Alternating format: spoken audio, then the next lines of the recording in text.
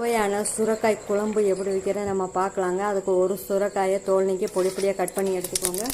ஒரு கடாயில் 2 ஸ்பூன் எண்ணெய், காஞ்சோன்னே 1 ஸ்பூன் கடுகு உளுந்தம்பருப்பு, 1 ஆனியன், 5 பல் பூண்டு, 1 கொத்து கருவேப்பிலை இதை ஃப்ரை பண்ணிக்கோங்க. 2 தக்காளி, கொஞ்சமாக சால்ட்டு சேர்த்து இதையும் ஃப்ரை பண்ணிக்கோங்க. நம்ம கட் பண்ணி வச்சுருக்கிற சுரைக்காயை உள்ளே சேர்த்து நல்லா ஃப்ரை பண்ணிக்கோங்க. சுரைக்காய் நல்லா வதங்கினோடனே கொஞ்சமாக தண்ணி ஊற்றி ஒரு மூடி போட்டு 5 நிமிஷம் வேக விடுங்க. இதில் 2 ஸ்பூன் வேர்க்கடலையை குறகுறப்பாக அரைச்சி ஒரு பிளேட்டில் எடுத்துக்கலாம். 1/4 மூடி தேங்காய் வலுவல்னு அரைச்சி எடுத்துக்கோங்க.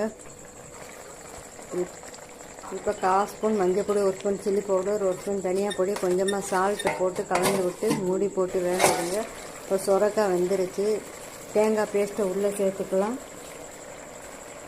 நிலக்கடலை பருப்பை உள்ளே சேர்த்து இதை நல்லா கலந்து விட்டு ஒரு கொதி வந்தோடனே கொத்தமல்லி தூவி எடுத்துக்கோங்க. இப்போ சூப்பரான சுரைக்காய் குழம்பு ரெடி.